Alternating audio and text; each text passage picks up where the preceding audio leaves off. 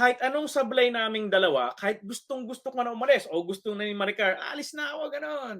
Which has happened.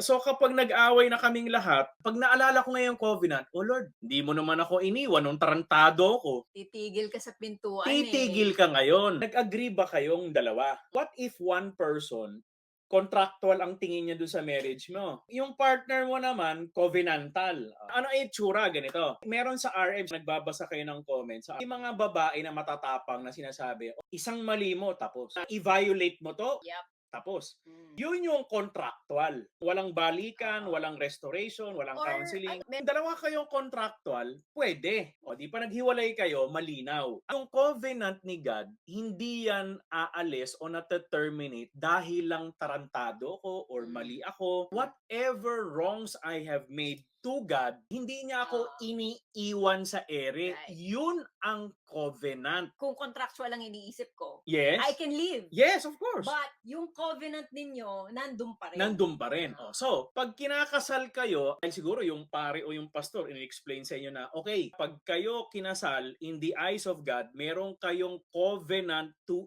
each other just the same way as God has a covenant para sa'yo. Meaning, kahit anong sablay naming dalawa, kahit gustong-gusto ko na umalis o gusto na ni Maricar, "Alis na ako," gano'n. Which has happened. So kapag nag-away na kaming lahat, pag naalala ko ngayong covenant, "Oh Lord, hindi mo naman ako iniwan nung tarantado ako. Titigil ka sa pintuan Titigil ka ngayon." So yun ang ibig sabihin ng covenant. Yep. Hindi ako pwedeng umalis agad sa marriage because ang view ko covenant. Kasi ang dami kong sablay kay God, hindi rin niya ako iniwan. Ang problema, kapag isa contractual, yung isa covenantal. Example sa RM, true stories to. Legally married sila, pero yung lalaki, contractual ang mindset. Let's say, nakakuha na ako ng kabit, doon na ako tumira, iniwan ko na yung asawa ko, contractual. Right. Si babae, covenantal ang pananaw ko. So, kahit mambabae na siya, nasa ibang bahay na siya, I cannot leave the marriage. Right. Legally married yun, may kontrata kayo. Yes. May pananampalataya kayo sa Diyos, malamang pareho silang meron. Kaya lang, yung isa, contract, yung isa, ang pananaw niya, covenantal.